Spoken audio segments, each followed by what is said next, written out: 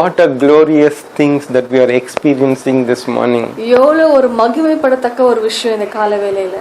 So be encouraged. அதனால திடன் கொள்ளுங்க. And be happy. சந்தோஷமா இருங்க. That God has given us the grace to receive the gift of the Holy Spirit. தேவன் நமக்கு அந்த கிருபையை கொடுத்திருக்காரு ஆவியின் கனிகளை பெற்றுக்கொள்றதுக்கு. Last week Pastor Esther, she did not get into the gift of the Holy Spirit. போன வாரம் பாஸ்டர் எஸ்தர் வந்து ஆவியின் கனிகளுக்குள்ளால அவங்க இறங்கல. Because to receive the gift of the Holy Spirit, ஏனா ஆவியின் கனிகளை பெற்றுக்கொள்றதுக்கு we need to first come into the kingdom of light. முதலாவது நம்ம வந்து வெளிச்சத்தின் ராஜ்யத்துக்குள்ள We cannot be in the darkness and expect the gift of the Holy Spirit to manifest in our lives. ஏனா நம்ம இருட்டின் ராஜ்யத்துக்குள்ள இருந்துட்டு தேவனுடைய வெளிப்பாடுதல் ஆசீர்வாதத்தை பெற்றுக்கொள்ள முடியாது. That's why Pastor Esther was teaching about repentance. அதனால தான் பாஸ்டர் எஸ்தர் வந்து மனம் திருதல் பத்தி பேசிட்டாங்க. She quoted scriptures in the book of Revelation. The Revelation புத்தகத்துல வந்து வசனத்தை உங்களுக்கு கொடுத்தாங்க. How Jesus spoke to 7 churches. எப்படி இயேசு வந்து 7 சபைகள் கிட்ட அவர் பேசினாரு. How he told, like, I am okay with all these things, but this one thing is what I expect from you. அந்த இடத்துல வந்து வசனம் சொல்லி இது எல்லாமே சரியா இருக்கு, இந்த ஒரு விஷயம் நான் உங்களுக்கு எதிர்பார்க்கிறேன். So God is expecting you and me to be perfect. தேவன் வந்து நீங்களும் நானும் வந்து பெர்ஃபெக்ட்டா இருக்கணும், முழுமையா இருக்கணும்னு சொல்லி விருப்பப்படுறாரு. So that is the reason Pastor Esther was teaching about the repentance first.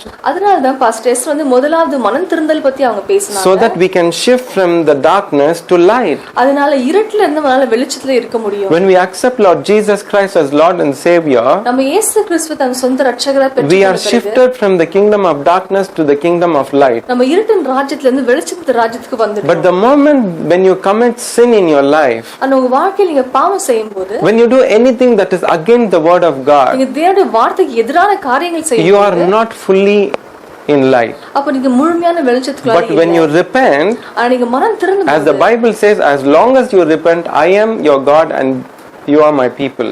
வசனம் சொல்றது நீங்க மனம் திருந்தீங்கன்னு சொன்னீங்கன்னா நான் உங்க தேவனா இருப்பேன், நீங்க என்னோட பிள்ளைகளா இருக்கீங்க. So for us to receive the gift of the Holy Spirit, first of all we should be his people. ஆவியின் கனிகளை பெற்றுக்கொள்றதுக்கு முதலாவது நம்ம அவருடைய ஜனங்களா இருக்கணும். We should be in light. நம்ம வெளிச்சத்துக்குள்ள இருக்கணும். That is the reason Pastor Esther was teaching about repentance last week. அதனால தான் பாஸ்டர் எஸ்தர் போன வாரம் மனம் திருந்தல் பத்தி சொல்லி கொடுத்திருந்தாங்க. Amen. Amen. So let's read the scripture to understand, like, what kind of gifts of the Holy Spirit and how many gifts of the Holy Spirit are available for you and me. இன்னைக்கு நம்ம பார்க்கலாம் ஆவியானவர் கனிகள் என்னென்ன இருக்கு, எந்த கனிகள் நமக்காக இருக்குன்னு சொல்லி பார்க்கலாம். Hallelujah. Hallelujah. So can we read in Tamil 1 Corinthians chapter 12 verse 7 to 11? Tamil நாங்க படிக்கலாமா? 1 கொரிந்தியர் 12வது அதிகாரம் வசனம் 7 to 11. 7ல இருந்து 11வது வசனம் வரைக்கும். Sister, as I am here, I am just seeing that you have the gift of discerning of spirits. சகோதரி, நான் உங்களுக்கு வந்து இப்ப நான் பார்த்துட்டு இருக்கிறேன், உங்களுக்கு வந்து ஆவியை வந்து வேறுபாடுற ஒரு அந்த gift உங்களுக்கு இருக்குது. Okay, let's read the scripture first so that Pastor Esther can tell you the exact word from the Bible. இந்த வசனம் முதல்ல படிக்கலாம், அதுக்கு அப்புறம் உங்களுக்கு தெளிவா சொல்றேன். Okay, let's read 1 Corinthians chapter 12 and verse 7 to 11. 1 கொரிந்தியர் 12வது அதிகாரம் 7ல இருந்து 11வது வசனம். ஆவியினுடைய அனுக்கிரகம் அவனுடைய பிரயோஜனத்திற்கென்று அளிக்கப்பட்டிருக்கிறது.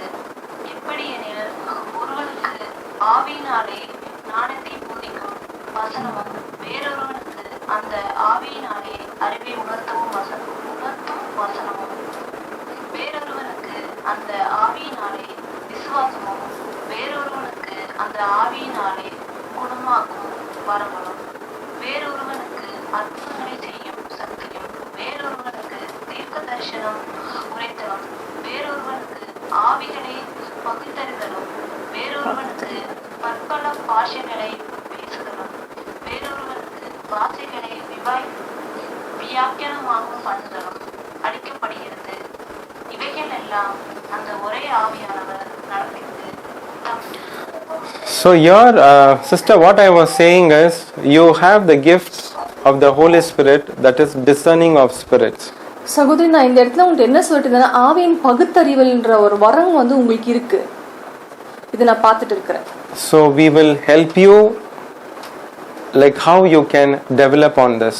நாங்க உங்களுக்கு உதவி செய்றோம். இதுல நீங்க எப்படி வளரணும் கர்த்தருக்குள்ளால நீங்க உங்களுக்கு So that you can become closer to God. அப்ப நீங்க இன்னும் தேவன்ட்ட அதிகமா நெருக்கமா இருக்கலாம். So that you can be wise when the discerning of spirit is working in you, you have to be wise in communicating to people. ஏன்னா இந்த வரங்க உங்களுக்குள்ள வந்து வெளிப்படும்போது நீங்க வந்து ரொம்ப ஞானத்தோட பேசணும் ஜனங்கள் கிட்ட. Otherwise people will come against you. இல்ல ஜனங்க உங்களுக்கு எதிரா வந்துடுவாங்க. People will get offended. ஜனங்களுக்கு வந்து வருத்தப்படுவாங்க. So we will help you on how you can develop the discerning of spirit that God has given to you. அதனால தேவன் உங்களுக்கு கொடுத்திருக்கிற ஆவியின் பகுத்தறிவில் வந்து உங்களுக்கு எப்படி நீங்க இத கொண்டு வரணும்னு சொல்லி நான் உங்களுக்கு உதவி பண்றோம். So going back to the message. இப்போ வார்த்தைக்குள்ள போகும்போது I am reading from English. 1 Corinthians chapter 12 and verse 7 to 11. 1 கொரிந்தியர் 12 7 ல இருந்து 11 படிக்கிறோம். But the manifestation of the spirit is given to each one for the profit of all. For to one is given the word of wisdom through the Spirit, to another the word of knowledge through the same Spirit, to another faith by the same Spirit, to another gifts of healings by the same Spirit, to another the working of miracles, to another prophecy, to another discerning of spirits, to another different kinds of tongues, to another the interpretation of tongues. But one and the same Spirit works all these things, distributing to each one individually as he wills.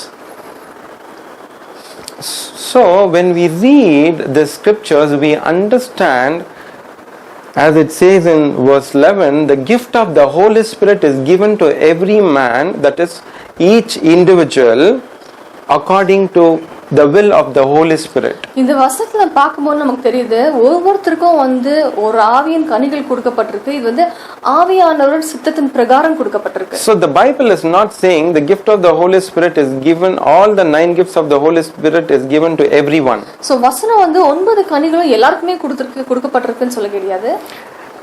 The Bible is very clear, to each individual the gift of the Holy Spirit is given according to the will of God. So ஒவ்வொருத்தருக்கும் தனிப்பட்ட முறையில ஆவியானவர் விருப்பத்தின் பிரகாரம் நமக்கு கனிகள் கொடுக்கப்பட்டிருக்கு. Amen. Amen. So how many gifts of the Holy Spirit are there? So எத்தனை வரங்கள் இருக்கு, எத்தனை கனிகள் இருக்கு ஆவியின் கனி? Number 1, we saw the gift of the Holy Spirit is given according to the will of God.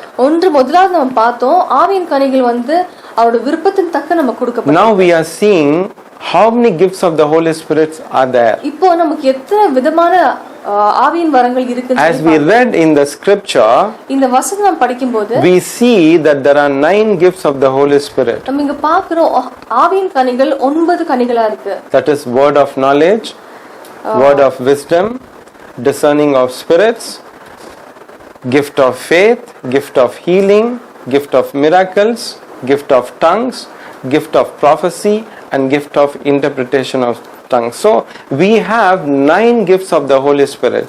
So நமக்கு Holy Spirit. நமக்கு மொத்தமா ஆவியின் கனிகள் 9 கனிகளா இருக்கு. Amen. Amen. So what, as we read the scripture in 1 Corinthians chapter 12 verse 7 to 11, நம்ம இங்க படிச்சோம்ங்களா வசனம் இந்த 1 கொரிந்தியர் 12 7 ல இருந்து 11 வரைக்கும். we also understand this gift is given to profit all. இது நமக்கு தெளிவா கொடுக்கப்பட்டிருக்கு. இந்த கனிகள் வந்து மற்றவங்களுக்கு உபயோகமா இருக்கிறதுக்காக கொடுக்கப்பட்டிருக்கு. See, generally when I give you the gift, பொதுவாக ஒரு gift நம்ம கொடுத்தோம்னா you will enjoy that gift. அது வந்து நம்ம அதை வச்சு நம்ம ரொம்ப சந்தோஷப்படுவோம். But this gift Holy Spirit is given to profit all. But இந்த ஆவியின் கனிகள் வந்து எல்லாருக்குமே உபயோகத்தக்க நமக்கு கொடுத்திருக்காரு. And here for example, if I have the gift of word of knowledge, உதாரணத்துக்கு எனக்கு வந்து வார்த்தையின் அந்த ஆவியின் கனி எனக்கு கொடுக்கப்பட்டிருக்குன்னா not necessarily that you should have. அதே போல தான் உங்களுக்கும் இருக்கணும்ன்ற அவசியம் not necessarily Pastor Esther should have. இல்ல பாஸ்டர் எஸ்தருக்கும் அதே போல தான் இருக்கணும்னு அவசியம் கிடையாது. Or if I have a gift of prophecy, இல்ல தீர்க்கதரிசன வரங்கள் எனக்கு இருந்துச்சுன்னு சொன்னா not necessarily or you should have or she should have. எனக்கு வந்து தீர்க்கதரிசன வரங்கள் இருந்துச்சுன்னா அதே தான் உங்களுக்கும் இருக்கணும் இல்ல மற்றவங்களுக்கும் இருக்கணும்ன்ற அவசியம் கிடையாது. I repeat it. நான் மறுபடியும் சொல்றேன். if I have the gift of prophecy, எனக்கு வந்து தீர்க்கதரிசன வரங்கள் இருந்துச்சு, not necessary that you should also have. உங்களுக்கும் அதே வரங்கள் தான் இருக்கணும்னு அவசியம் கிடையாது. Because we read and understood from the scripture, the gift of the Holy Spirit is given to each individual according to the will of God. ஏன்னா இப்ப வசனத்தை நம்ம தெளிவா படிச்சு நம்ம தெரிஞ்சுக்கணும், ஆவியின் கனிகள் வந்து ஒவ்வொருத்தருக்குமே வந்து ஆவியானோட சித்தத்தின் பிரகாரம் கொடுக்கப்பட்டிருக்கு. Amen. Amen. So we should not feel bad when others are having the gift of the Holy Spirit. So இன்னொருத்தருக்கு வந்து ஆவியின் கனிகள் அவங்களுக்குள்ள இருக்கும்போது நம்ம அதை பார்த்து வேதனைப்படக்கூடாது. Many people, when they accept Lord Jesus Christ as Lord and Savior, அநேகர் இயேசு கிறிஸ்துவை தன் சொந்த ரட்சகரா அவங்க ஏற்றுக்கொண்ட பிறகு they just settle with the gift of the Holy Spirit speaking in unknown tongues. அவங்க வந்து வெறும் ஆவியின் கனிகள், அதாவது அந்நிய பாஷை வரங்கள் பெற்றுக்கொள்றது மட்டுமே நிக்க வச்சிடுறாங்க. Why? ஏன்? Because see, one in Hosea chapter 4 verse 6, the Bible says that my people perish because of the lack of knowledge. ஓசையா புத்தகத்துல சொல்லப்பட்டிருக்கு, என்னோட ஜனங்கள் வந்து ஞானம் இல்லாம அழிந்து போகிறாங்க அப்படின்னு சொல்லப்படுது. So maybe they don't have the knowledge that according to Bible there are 9 gifts of the Holy Spirit. Maybe அவங்களுக்கு வந்து இந்த ஞானம் இல்லாம இருக்கலாம். Paul is saying in 1 Corinthians chapter 12 and verse 1, பால் வந்து இந்த அதிகாரத்துல இந்த வசனத்தை சொல்றாரு. he is saying don't be ignorant of the gifts of the Holy Spirit. இது தெரியாம நீங்க இருக்காதீங்க அப்படின்னு சொல்றாரு. இந்த ஆவியின் கனிகள் பத்தி நீங்க தெரியாம அறியாதவர்களா இருக்காதீங்கன்னு சொல்றாரு. So don't be ignorant. அதான் நீங்க அறியாதவர்களா போல இருக்காதீங்க. See, when God is ready to give us the gift of the Holy Spirit, தேவன் வந்து ஆவியின் வரங்கள் கொடுக்கிறது நமக்கு ஆயத்தமா இருக்கு. why should be ignorant? நம்ம ஏன் வந்து அறிவில்லாம ஞானம் இல்லாம இருக்கணும்?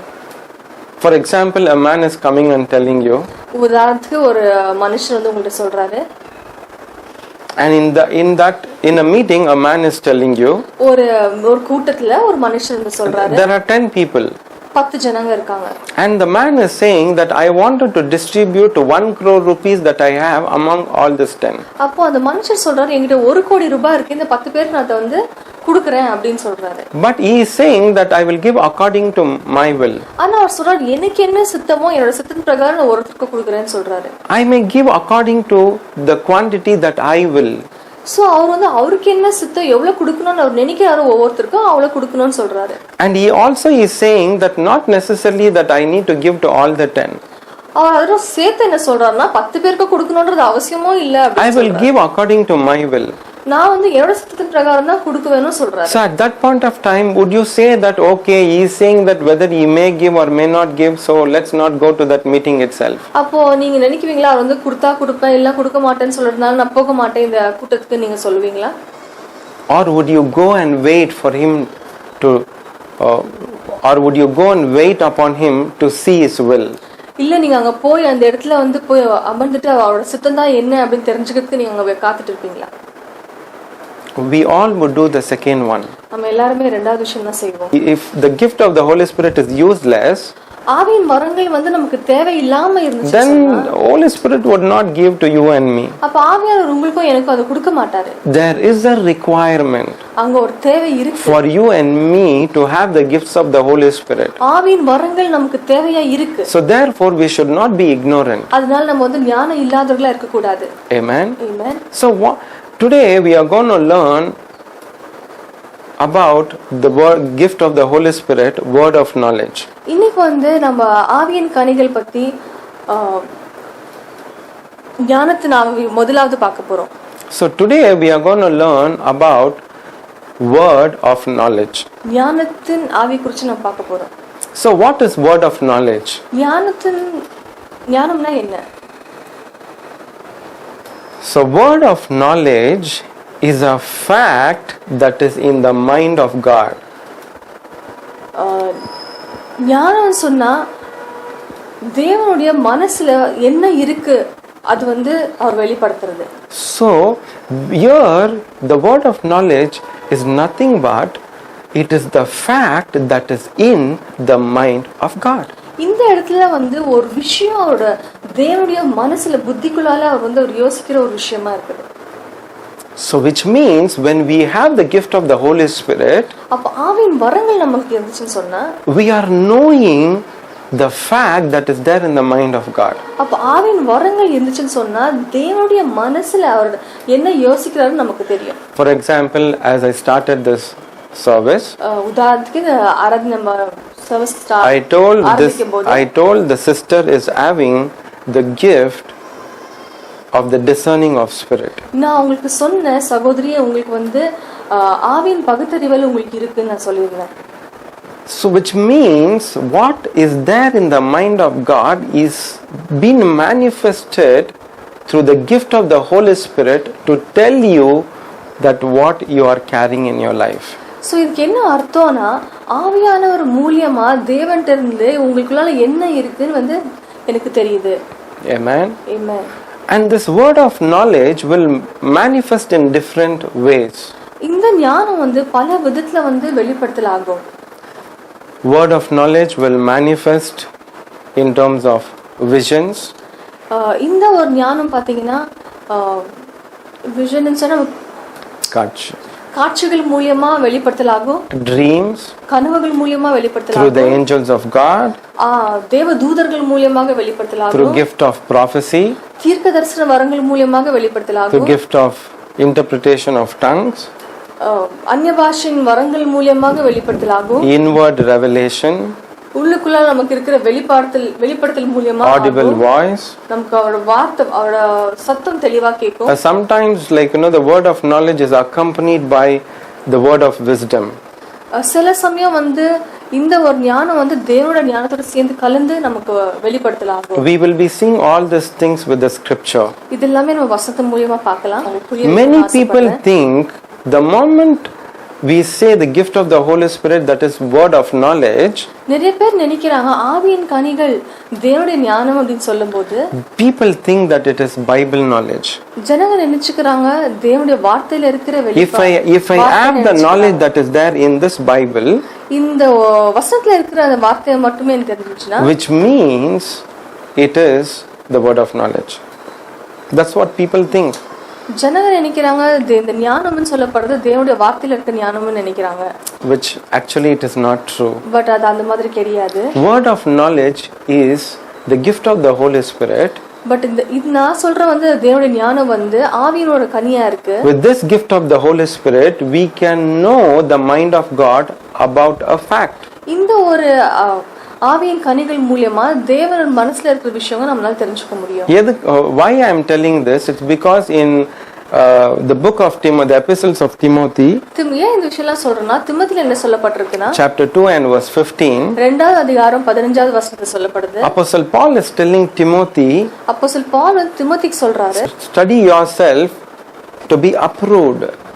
அவர் என்ன சொல்ற, நல்லா படி. For you to have the Bible knowledge, அவர் என்ன சொல்றா, திமோத்திக்கு சொல்ற நல்லா படி, உனக்கு வந்து வசனம் தெரிஞ்சிருக்கணும் அப்படினு சொல்றாரு. For you to have the Bible knowledge, you should study. உங்களுக்கு தேவனுடைய வார்த்தை தெரியணும்னா தேவனுடைய வார்த்தை நீங்க படிக்கணும். But here we are talking of the gift of the Holy Spirit. But நம்ம இந்த இடத்துல வந்து ஆவியின் கனி, we are talking about the word of knowledge. நாங்க வந்து ஆவியின் கனி, this is a revelation gift. இது வந்து வெளிப்படுத்தல், where the Spirit of God will reveal இந்த ஆவியானவர் வந்து நமக்கு வெளிப்படுத்துவார். a fact that is in the mind of God. தேவனுக்குள்ளாக இருக்கிற சில விஷயங்களை வந்து நமக்கு வெளிப்படுத்துவார் ஆவியானவர். So which means it is not. அப்பனா இது தேவனுடைய வார்த்தை பத்தி சொல்ல கிடையாது. And secondly, I wanted to teach you that the word of knowledge is not the knowledge that is there in this natural world. இந்த இடத்துல ஞானம்னு சொல்லப்படுறது வந்து இந்த உலகத்துல இருக்குதே அதை பத்தி நான் பேசல. Some people think that if I gain more knowledge of this world, I have the gift of the word of knowledge. நிறைய பேர் நினைக்கிறாங்க இந்த உலகத்துல இருக்கிற எல்லா விஷயமும் எனக்கு தெரிஞ்சுன்னு சொன்னா எனக்கு வந்து இந்த ஆவியின் கனி எனக்குள்ளால இருக்குன்னு நினைக்கிறாங்க. No, if that is the case, then why in the Bible in 1 Corinthians chapter 12 verse 8 the Bible says that the gift of the Holy Spirit is given according to the will of our God? அப்படியே இருந்துச்சுன்னு சொன்னா அப்ப ஏன் வசனத்தை சொல்லப்படுது இந்த ஆவியின் கனிகள் வந்து தேவனுடைய சித்தத்தின் பிரகாரம் கொடுக்கப்படுதுன்னு ஏன் சொல்லப்படுது? Amen. Amen. Some people think we can have the word of knowledge when we have more fellowship with our heavenly Father. நிறைய பேர் நினைக்கிறாங்க இந்த ஆவியின் கனி நமக்குள்ள எப்படி வெளிப்படுத்தலாகும், நம்ம அதிகமா when we become very close to God we will receive this gift. நம்ம கடவுள்கிட்ட ரொம்ப ஐக்கியமா இருக்கும்போது நமக்கு இந்த வெளிப்படுத்தலாகும். No, it is not. இல்ல அப்படி கிடையாது. If you read in 1 Samuel படிச்சீங்கன்னா chapter 3 and verse 4 to 10, we are not reading, I am just quoting here. நான் படிக்க போறது கிடையாது, நான் வெறும் சொல்றேன். Here there's something happened where Eli who is a prophet, is sleeping. அந்த இடத்துல வந்து ஒரு சம்பவம் நடக்குது. எலாயாசோட தீர்க்கதரிசி வந்து படுத்துட்டு இருக்காரு. And his assistant Samuel, the small boy, he was also sleeping. அவரோட அசிஸ்டன்ட் சாமுவேல் சின்ன பையன் வந்து அவரும் படுத்துட்டு இருந்தாரு. Then when he heard Samuel, Samuel, அப்போ அவருக்கு வந்து சாமுவேல் கூப்பிடுற சத்தம் கேட்டுச்சு. Samuel thought his master Eli called. Samuel நினைச்சாரு எல்லாம் என்னோட மாஸ்டர் தான் கூப்பிட்டாரு என்ன அப்படின்னு நினைக்கிறாரு. So he went and asked, "Did you call me?" அப்போ சாமுவேல் போய் கேக்குறாரு. He said, "No, go and sleep." அப்போ எலாய்ஸ் மாஸ்டர் சொல்றாரு இல்ல. Again for the second time Samuel hears the voice of God. மறுபடியும் சாமுவேல் இரண்டாவது முறையும் அதே சத்தத்தை கேக்குறாரு. Then again he goes back to Eli and asks again, "Did you call me?" மறுபடியும் ஒரு எலாய் தீர்க்கதரிசிகிட்ட போய் கேக்குறாரு கூப்பிட்டீங்களா என்ன அப்படின்னு கேக்குறாரு. He said, "No." அவர் மறுபடியும் இல்ல அப்படின்னு சொல்றாரு. So like this, when things were happening, இது போல நடந்துட்டு இருக்கும்போது at one point of time Eli said to Samuel, அப்போ எலாய் வந்து ஒரு கட்டத்துல Samuel "Next time when you hear the voice calling you, அடுத்த முறை உனக்கு இதே சத்தம் கேட்டுச்சுன்னு சொன்னா just tell him, சொல்லு, here I am Lord, speak." இருக்கேன் தேவனே பேசுங்க அப்படின்னு சொல்லுங்க அப்படின்னு சொல்றாரு. Amen. Amen. So here Eli was so experienced person. இந்த இடத்துல பார்த்தேன்னா எலாய் தீர்க்கதரிசி வந்து ரொம்பவும் ஒரு அனுபவப்பட்ட ஒருத்தரா இருந்தாரு. But he did not raise his children in the manner that he has to. ஆனா அவர் பிள்ளைகளை வந்து எப்படி அவர் வளர்த்தெடுக்கணுமோ அப்படி அவர் He is a பண்ணல. prophet. அவர் ஒரு தீர்க்கதரிசி. But his children became wayward. ஆனா அவரோட பிள்ளைகள் பாத்தீங்கன்னா வேற மாதிரி வளர்ந்துட்டாங்க. So God gave this message to Samuel. அப்ப தேவன் வந்து சாமுவேலுக்கு இந்த வார்த்தை கொடுக்கறாரு. So experiences or fellowship, having a close communion with God, will not fetch you the gift of the Holy Spirit, that is word of knowledge. So அதிகமான அனுபவம் இருக்கிறதுனால உங்களுக்கு வந்து இந்த ஆவியின் கனிகள் வந்து கிரியை செய்யும். So people who are very close to God, தேவன்ட்ட ரொம்ப நெருக்கமா இருக்கிறவங்க, but yet you don't have the gift of the Holy Spirit, that is word of knowledge, ஆனாலும் உங்களுக்கு வந்து ஆவியின் கனிகள் இல்ல அப்படி don't get embarrassed. அது நினைச்சு நீங்க வேதனைப்பட கூடாது. Don't get disappointed. அது நினைச்சு நீங்க வருத்தப்படாதீங்க. Eli did not feel that why God did not speak to me. எலாய் தீர்க்கதரிசி வந்து ஏன் கடவுள் என்கிட்ட பேசல அப்படினா Why did he speak to my servant? ஏன் என்னோட வேலைக்காரன்ட்ட பேசினாரு? Am I not the senior one? நான் வந்து இங்க தான Am I not the prophet? நான் ஒரு தீர்க்கதரிசி. Eli did not think like that. எலாய் தீர்க்கதரிசி அப்படி நினைக்கல. So if you don't have the gift of the Holy Spirit, doesn't mean that you are not close to God. ஆவியின் கனிகள் உங்களுக்குள்ள இல்லன்னு சொன்னா நீங்க தேவனோட நெருக்கமா இல்ல அப்படின்ற அர்த்தம். At the same time, I don't want you to be ignorant of the gift of the Holy Spirit. But அதே சமயத்துல வந்து ஆவியின் கனிகள் என்ன நீங்க தெரியாதவங்களாவும் இருக்க கூடாது. He will give according to his will. ஆவியானவர் அவருடைய விருப்பத்தின் பிரகாரம் கொடுப்பாரு. Amen. Amen. Do you understand? புரியுதுங்களா? So let's see what exactly happened from the Bible. So வசனத்துல என்ன நடந்துச்சு நம்ம பார்க்கலாம். How this word of knowledge worked. இந்த ஒரு நாலேஜ்ன்ற ஒரு கனி எப்படி வேலை செய்யுதுன்னு நம்ம பார்க்கலாம். So let's go to 2 Kings chapter 5 and verse 21 to 26. 2 Kings ராஜாக்கள் 2 ராஜாக்கள் 5வது அதிகாரம் 21ல இருந்து 26 வரைக்கும் பார்க்கலாம். First let's read in Tamil and then we can read in English. நம்ம முதலாவது தமிழ்ல படிச்சிட்டு அதுக்கு அப்புறம் இங்கிலீஷ்ல படிக்கலாம். 2 ராஜாக்கள் 5வது அதிகாரம் 21ல இருந்து 26. பழைய ஏற்பாட்டில் இருக்கு. சாமுவேல் புத்தகத்துக்கு அப்புறமா வருது. 2 ராஜாக்கள். நாகமானை பின்தொடர்ந்தான். அவன் தன் பிறகே ஓடி வருகிறதை நாகமான் கண்டபோது அவனுக்கு எதிர்கொண்டு போக ரதத்திலிருந்து குதித்து சுக செய்தியா என்று கேட்டான். அதற்கு அவன் சுக செய்திதான்.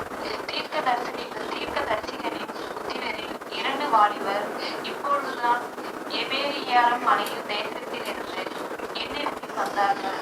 அவர்களுக்காக ஒரு தாளந்து வெள்ளியையும் 2 மாற்று வஸ்திரங்களையும் தர வேண்டும் என்று கேட்க என் எஜமான் என்னை அனுப்பினார் என்றான்.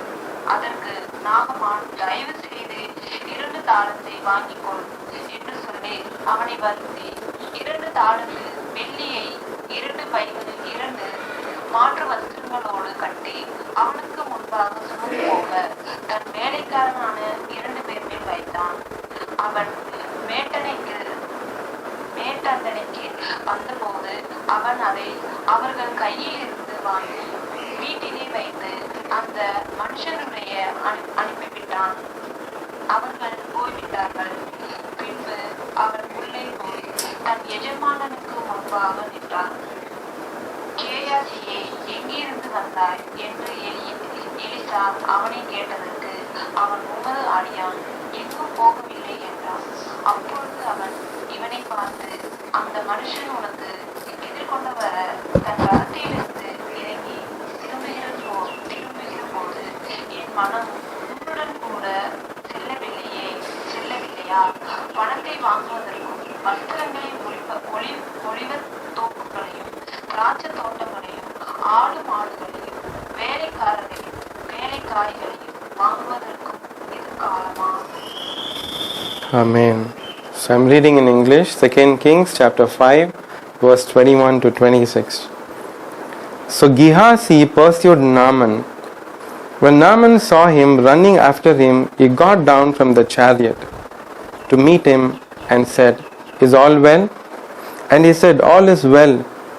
My master has sent me, saying, Indeed, just now 2 young men of the sons of the prophets have come to me from the mountains of Ephraim. Please give them a talent of silver and 2 changes of garments." So Naaman said, "Please take 2 talents. And he urged him and bound 2 talents of silver in 2 bags with 2 changes of garments, and handed them to 2 of his servants, and they carried them on ahead of him.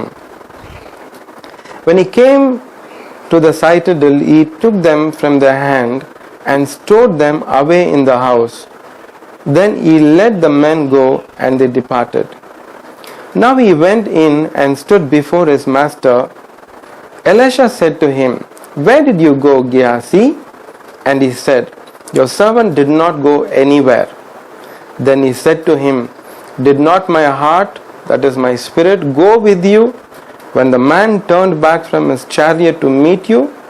Is it time to receive money and to receive clothing, olive groves and vineyards, sheep and oxen, male and female servants?" See, so what exactly happened was, இந்த இடத்துல என்ன நடந்துச்சுன்னு சொன்னா, the word of knowledge manifested in Elisha. இந்த இடத்துல வந்து ஆவியின் கனி, ஞானத்தின் கனி வந்து அவருக்குள்ள இருந்து வெளிப்படுத்தலாச்சு. So it is the mind of God of what happened in that place came through Elisha. So இந்த இடத்துல வந்து ஆவியின் கனி எப்படி வெளிப்படுத்தலாச்சுன்னு சொன்னா, தேவனுடைய மனசுல என்ன இருக்குன்னு சொல்லி அவருக்கு வெளிப்படுத்தலாயி அவர் அதை பார்த்திருக்கிறாரு. See, if you really look at the distance between where Gehazi met Naaman and where Elisha was, நீங்க வந்து இங்க இருக்கிற அந்த ஒரு தூரத்தை பாத்தீங்கன்னா, கெஹாசி இருந்த இடமும் தீர்க்கதரிசி இடமும் வந்து ரொம்ப வெவ்வேறு இடமா. It could be several kilometers. பல கிலோமீட்டர்கள் வித்தியாசம் கூட இருக்கலாம். But yet ஆனாலும் Elisha knew what happened in that place. ஏன்னா எலிஷா தீர்க்கதரிசிக்கு அந்த இடத்துல என்ன நடந்துச்சுன்னு அவருக்கு தெரிஞ்சுச்சு. So here it is the word of knowledge that manifested through Elisha. So இந்த இடத்துல வந்து ஆவியின் கனி அவருக்கு வந்து வெளிப்படுத்தலாச்சு, ஞானத்தின் கனி. So you could be like, thousands of kilometers away. நீங்க வந்து 1000 கிலோமீட்டர் கூட தூரத்துல இருக்கலாம். Or that incident could have taken place before 20 years or 100 years. இல்ல சில சம்பவங்கள் வந்து 20 வருஷத்துக்கு முன்னாடி 100 வருஷத்துக்கு முன்னாடி கூட நடந்திருக்கலாம். But yet when you have the word of knowledge, ஆனாலும் இந்த ஆவியின் கனி உங்களுக்கு இருக்கும்போது you can know what is there in the mind of அப்ப God. தேவனுடைய மனசுல என்ன இருக்குன்னு உன்னால தெரிஞ்சுக்க முடியும். Amen. Amen. So this is the revelation that God has given to him.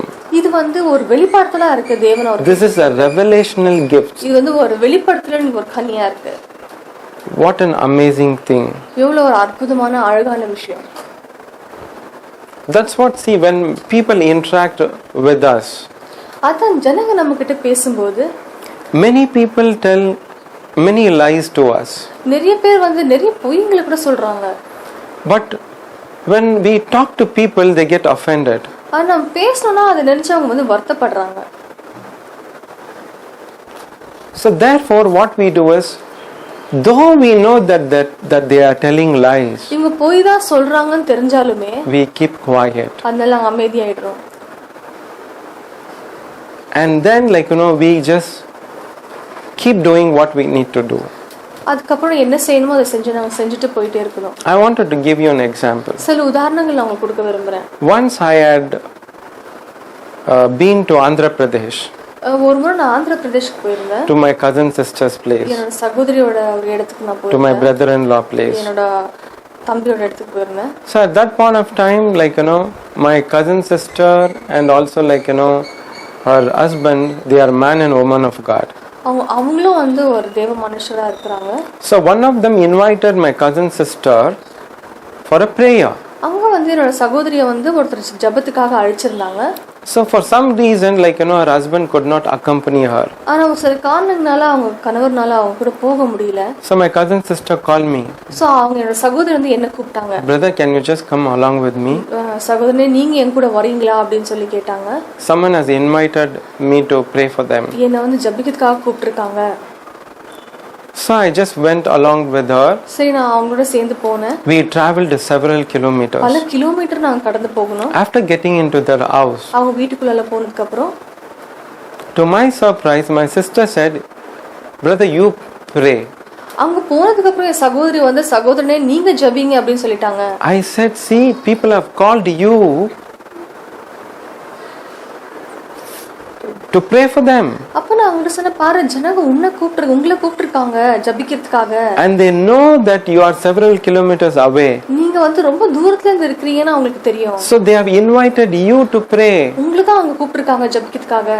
But the sister insisted me, "No brother, you pray." அப்ப சகோதரி சொன்னாங்க இல்ல சகோதரனே நீங்க தான் ஜெபிங்க அப்படினு சொன்னாங்க. I thought what a wonderful heart that she has. அப்ப நினைச்ச எவ்வளவு ஒரு அருமையான இருதயம் அவங்களுக்கு. She wanted to give me an opportunity to pray. அவங்க வந்து எனக்கு வந்து ஜெபிக்கிறதுக்கு இடம் கொடுத்தாங்க. So I just started laying hands upon that sister. அப்போ அந்த ஜெபிக்கிறதுக்காக வந்த ஸ்திரீ மேல நான் one of the women, I think she should be around 60 years old. அவங்களுக்கு ஒரு 60 வயசு இருக்கும். அவங்களுக்காக நான் ஜெபிக்கிறதுக்கு ஆரம்பிச்சேன். So as I was just praying, அவங்களுக்காக நான் ஜெபிச்சிட்டு இருக்கும்போது the word of knowledge manifested. அப்ப இந்த ஆவியின் கனிகள் எனக்குள்ள வெளிப்படுத்தலாச்சு. And I saw that woman is having so much of anger in her. அந்த ஸ்திரீக்குள்ள ஒரு பயங்கரமான அதிகமான கோபம் இருக்கிறத நான் பார்த்தேன். So much of unforgiveness in her. அதிகமான வந்து அவமன்னிப்பு தன்மை அவங்களுக்குள்ள இருக்குன்னு நான் பார்த்தேன். So I just told that woman, அப்ப அந்த ஸ்திரீ கிட்ட நான் சொன்னேன், God is showing me that you have so much of anger against people. அப்ப நான் அவங்ககிட்ட சொன்னேன் இந்த மாதிரி ஜனங்க மேல உனக்கு ரொம்ப கோபம் இருக்கு நான் தேவன் எனக்கு காட்டிருக்காரு நான் சொன்னேன் அவங்ககிட்ட. She just laughed at me. அவங்க என்ன பார்த்து சிரிச்சிட்டு சொன்னாங்க. She said nothing like that. அந்த மாதிரி எதுவுமே இல்லன்னு சொல்லிட்டாங்க. Then I looked at my sister. அப்ப நான் சகோதரி திரும்பி பார்த்தேன். My sister looked at me. அப்ப என் சகோதரி என்ன பார்த்தாங்க. I thought, okay, what I saw is I saw. அப்ப நான் நினைச்சேன் நான் என்ன பார்த்தனோ அதை நான் பார்த்தேன். So we just prayed and they gave us some biscuit and water. அப்புறம் அவங்க ஜெபிச்சு முடிச்சிட்டு அவங்க எனக்கு கொஞ்சம் பிஸ்கட் தண்ணி எல்லாம் கொடுத்தாங்க. We happily ate and we came out. சந்தோஷமா சாப்பிட்டு வெளியே வந்துட்டோம். And my sister entered the car. அப்ப என் சகோதரி அந்த காருக்குள்ள போனாங்க வண்டிக்குள்ள. Then I was about to enter the vehicle. நானும் அந்த காருக்குள்ள உட்கார போனேன். No, sorry, it's not car, it's an auto. Sorry, car இல்லைங்க auto. Auto. So my sister entered auto. அவங்க சகோதரி ஆட்டோக்குள்ள போயிட்டாங்க. Then I also was about to enter the auto. நானும் ஆட்டோக்குள்ள போக இருந்தேன். Suddenly one of the sister from their house came running. அந்த வீட்டுக்குள்ள இருந்து ஒரு சகோதரி ஓடி வந்தாங்க. Who was standing beside when I was praying. நான் அந்த அம்மாக்காக ஜெபிக்கும்போது இந்த சகோதரி அங்க பக்கத்துல நின்னுட்டு இருந்தாங்க. Then that sister told, "Pastor, whatever you told is all true." அப்ப அவங்க சொன்னாங்க போதகரே நீங்க என்ன சொன்னீங்களோ அது எல்லாமே உண்மை. She is hiding. அவங்க வந்து மறைக்கிறாங்க. Every day she fights with all the neighbors. இங்க இருக்க சுத்தி இருக்க எல்லா ஜனங்கள்ட்ட தினமும் அவங்க சண்டை போடுறாங்க. After the fight is over, சண்டை எல்லாம் முடிஞ்சதுக்கு அப்புறம் the entire day she just keep murmuring about them. ஒரு நாள் பூரா அவங்கள பத்தி அவங்க பேசிட்டே She will be இருப்பாங்க. cursing about all these எல்லாரையுமே neighbors. சபிச்சிட்டே இருப்பாங்க. So what you said is true, Pastor. நீங்க என்ன சொன்னது உண்மை தேவ மனுஷனேன்னு I சொன்னாங்க. said, okay, thank you, sister. Okay சகோதரி ரொம்ப நன்றி அப்படின்னு Then I சொன்னேன். got into the auto. அதுக்கப்புறம் ஆட்டோக்குள்ள வந்து Then myself and my sister, we came back to home in Andhra Pradesh. நானும் என் சகோதரியும் வந்துட்டோம் வீட்டுல ஆந்திர பிரதேஷ்ல இருக்கும்போது. So why did I tell you this? ஏன் இதெல்லாம் நான் உங்கள்ட்ட சொல்றேன்? This is how the word of knowledge will manifest. இப்படிதான் வந்து தேவனுடைய வார்த்தை வந்து But வெளிப்படுத்தலாம். when the word of knowledge is manifesting, ஆனா இந்த மாதிரி ஆவியின் கனிகள் வந்து வெளிப்படுத்தல் ஆகும்போது people may try to fool you. தேவன் வந்து உங்களை ஏமாத்துறதுக்கு பார்க்கலாம். Don't get deceived. ஆனா ஏமாறாதீங்க. Don't believe நம்பாதீங்க. until you have the conviction in your heart. உங்களுக்குள்ளால ஒரு மனசுல அழுத்தம் இல்லைன்னா நீங்க நம்பாதீங்க. It's because you said something and people are not accepting, நீ ஒரு விஷயம் சொல்லி ஜனங்க அதை ஏத்துக்கொள்ளலனா doesn't mean that is not from God. அப்ப அது வந்து கடவுள்ட்ட இருந்து வரலன்னு அர்த்தம் கிடையாது. We have several experiences like this இது மாதிரி பல அனுபவங்கள் எங்களுக்கு இருந்திருக்குது. where many people deny, நிறைய பேர் இல்லன்னு சொல்லிட்டாங்க. but later on they themselves called us ஆனா கொஞ்ச நாள் விட்டு அவங்களே கூப்பிட்டு சொல்லுவாங்க that pastor what you said is correct. அவங்க சொல்லுவாங்க போதகரே நீங்க We என்ன have சொன்னீங்க அது உண்மைன்னு we சொல்லுவாங்க. have many incidents like this அது மாதிரி பல சம்பவங்கள் where people deny at that time. சொல்லும்போது அவங்க இல்லன்னு Then they will call us up அதுக்கப்புறம் and கூப்பிட்டு tell pastor what you said is very true. போதகரே நீங்க சொன்னது உண்மை. That is what exactly is happening in my life. அதுதான் என் வாழ்க்கையில் நடந்துட்டு இருக்கு. So this is how the word of knowledge manifests. இப்படிதான் ஆவியின் கனிகள் வெளிப்படுத்தலாகும். Amen. Amen. So let's also look another example from the New Testament. புதிய ஏற்பாட்டுல இருந்து இன்னொரு உதாரணத்தை பார்க்கலாம். Let's go to the book of Acts அப்போஸ்தலர் புத்தகம் and chapter 5 5வது அதிகாரம் verse 1 to 4. 1 ல இருந்து 4வது பார்க்கலாம். அனனியா எனும் பேருள்ள ஒருவனும் அவனுடைய மனைவியாகிய சபீராலும் தங்கள் காணியாட்சியை விற்றார்கள். தன் மனைவி அறிய அவன் கிரயத்தினாலே ஒரு பங்கை வஞ்சித்து வைத்து ஒரு பங்கை கொண்டு வந்து அப்போஸ்தலனுடைய பாதத்திலே வைத்தான். பேதுரு அவனை நோக்கி, அனனியாவே, நிலத்தின் கிரயத்தில் ஒரு பங்கை வஞ்சித்து வைத்து பரிசுத்த ஆவியினிடத்தில் பொய் சொல்லும்படி சாத்தான் உன் இருதயத்தை நிரப்பினது என்ன? அதை விற்க முன்னே அது உன்னுடைய தாயில் இருக்கவில்லையோ? அதை விற்ற பின்னும் அதன் கிரயம் உன்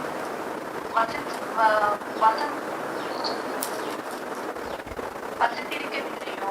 நீ உன் இருதயத்திலேயே இப்படிப்பட்ட எண்ணம் கொண்டது என்ன? நீ மனுஷரிடத்தில் அல்ல தேவனிடத்தில் பொய் சொன்னாய் என்றான். அனனியா இந்த வார்த்தைகளை கேட்கவே விழுந்து ஜீவனை விட்டான். போதும் என்ன கேள்விப்பட்ட எல்லோருக்கும் மிகுந்த பயம் உண்டாயிற்று. போதுங்க sister. Okay, I'm reading from Acts chapter 5 and verse 1 to 4. But a certain man named Ananias with Sapphira his wife sold a possession, and he kept back part of the proceeds, his wife also being aware of it, and brought a certain part and laid it at the apostles' feet. But Peter said, Ananias, why has Satan filled your heart to lie to the Holy Spirit and keep back part of the price of the land for yourself? While it remained, was it not your own? And after it was sold, was it in your own control? Was it not in your own control? Why have you conceived this thing in your heart? You have not lied to men but to God. So here the Bible is saying this Ananias, Sapphira, they were a couple. இங்க வசனம் சொல்றது அனனாய் சப்பாயர்னு சொல்றது கணவன் மனைவியா இருந்தாங்க. They sold a possession. அவங்க வந்து அவங்க சேர்ந்த ஒரு சொத்தை அவங்க வித்தாங்க. And they came and kept in the feet of the apostles. அது அங்க கொண்டு வந்து அப்போஸ்தலரோட பாதங்களை அவர் வச்சாங்க. See what Peter is saying here. இந்த இடத்துல பாருங்க பேதுரு என்ன சொல்றாருன்னு. Was that land not yours? அந்த ஒரு சொத்து உங்களோடது தானே? After you sold, was not that money in your possession? அது வித்ததுக்கு அப்புறம் அந்த காசு கூட உன்னோட கண்ட்ரோல்ல தான். Why you wanted to tell lies? ஏன் போய் சொல்றீங்க?